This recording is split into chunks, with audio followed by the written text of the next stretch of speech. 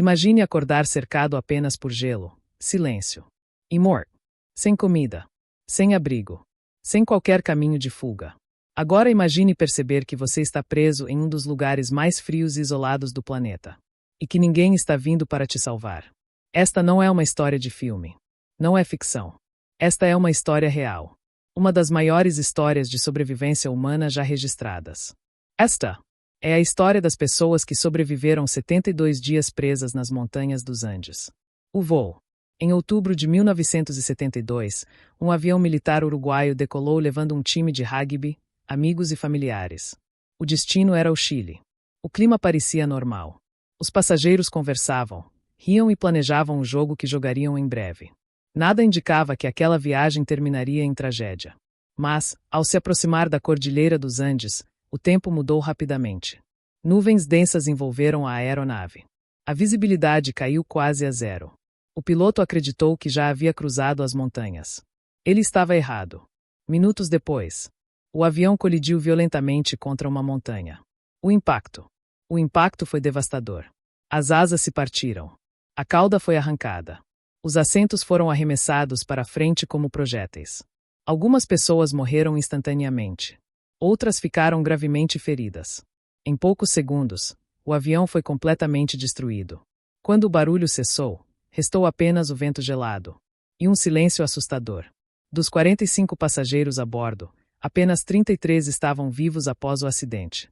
Eles estavam presos a mais de 3.500 metros de altitude, cercados por neve infinita e montanhas impossíveis. Sem comida. Sem roupas adequadas para o frio extremo. Sem comunicação. Apenas frio, medo e incerteza.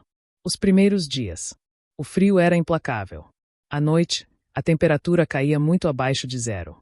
Dormir significava correr o risco de morrer congelado. Os sobreviventes usaram partes do avião como abrigo improvisado.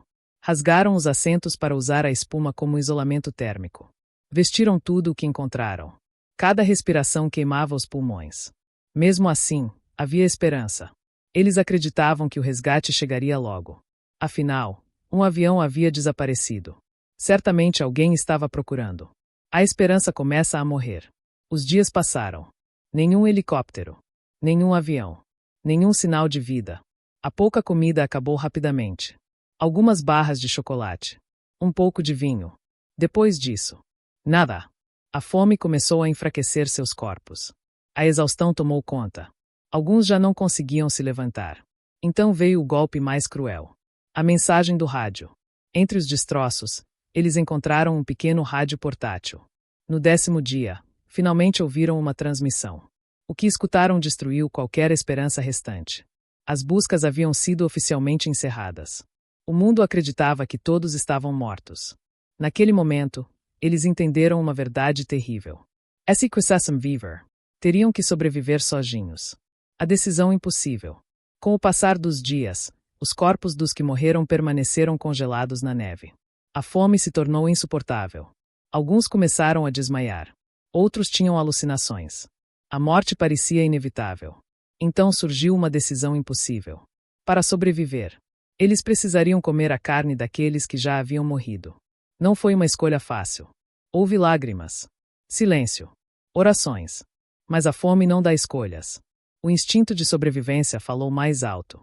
Eles fizeram o que precisava ser feito. Para continuar vivos. A vida no gelo. O tempo perdeu o significado. Cada dia era uma luta contra o frio, a fome e o desespero. Eles dormiam juntos para manter o calor. Contavam histórias para não enlouquecer. Prometiam uns aos outros que voltariam para casa. Mas a montanha ainda não havia terminado com eles. Avalanche. Em uma noite silenciosa, sem aviso algum, uma avalanche atingiu o abrigo improvisado.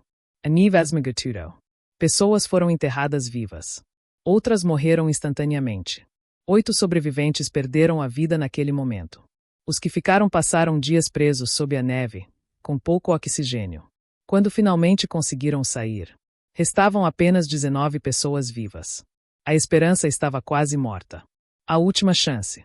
2 homens se recusaram a aceitar o fim. Nando Parrado e Roberto Canessa tomaram uma decisão extrema. Eles atravessariam as montanhas a pé. Sem equipamentos. Sem comida suficiente. Sem saber se alguém existia do outro lado. Eles sabiam que, se ficassem, todos morreriam. A caminhada. Eles começaram a caminhar em direção às montanhas. Cada passo era dor. Seus corpos estavam fracos. As roupas não protegiam do frio. À noite, o frio era tão intenso que dormir parecia desistir da vida. Eles subiam o que acreditavam ser o último pico, apenas para ver mais montanhas à frente. Parar significava congelar. Cair significava morrer. 10 dias no inferno. Por 10 dias, eles caminharam sem parar. Racionaram pequenas porções de comida. Beberam neve derretida. Ignoraram a dor. Até que algo mudou. No horizonte. Apareceu terra verde. Vira. Eles haviam atravessado os Andes. O contato. Do outro lado de um rio, encontraram um pastor chileno. Fracos demais para gritar, escreveram mensagens em papel e as jogaram do outro lado. O homem entendeu. O resgate havia começado. O resgate. Dias depois, helicópteros chegaram às montanhas. O mundo ficou em choque. Ninguém acreditava que alguém pudesse sobreviver 72 dias naquele inferno congelado. Dos 45 passageiros, apenas 16 sobreviveram. Magros. Feridos. Mas vivos. O impacto no mundo. A história chocou o planeta. Médicos, cientistas e especialistas estudaram o caso por anos. Mas os sobreviventes sabiam a verdade. Eles não sobreviveram porque eram mais fortes. Sobreviveram porque se recusaram a desistir. A lição. Esta não é apenas uma história de sobrevivência. É uma história sobre a força da mente humana. Sobre união. Sobre a esperança. Quando tudo parece perdido, o ser humano ainda pode encontrar forças para continuar. Final Emotional. Eles encararam a morte por 72 dias. E sobreviveram. Esta é a verdadeira história do homem que sobreviveu 72 dias nos Andes.